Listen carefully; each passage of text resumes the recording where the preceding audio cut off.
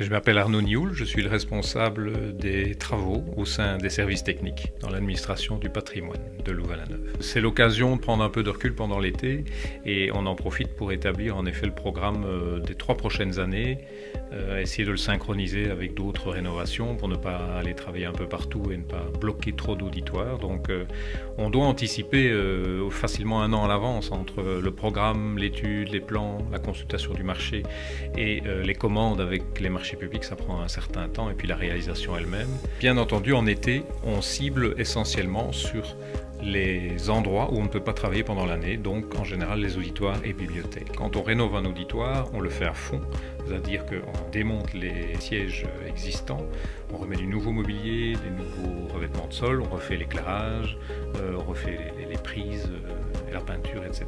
Donc là, on le refait à fond.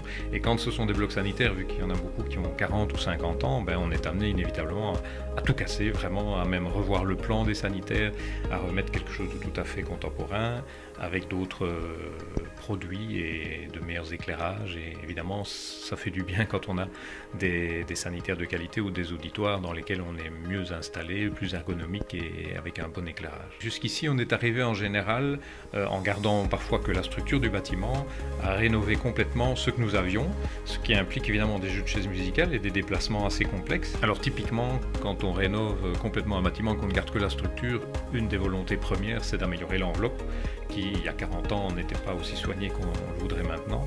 Et donc évidemment, des châssis performants, de l'isolation, éliminer les ponts thermiques. Et puis après, il y a l'efficacité énergétique des hôtes, des laboratoires, de l'éclairage, LED, des choses comme ça. Donc tous azimuts, bien sûr, on essaye que ce soit de plus en plus dans le sens du développement durable.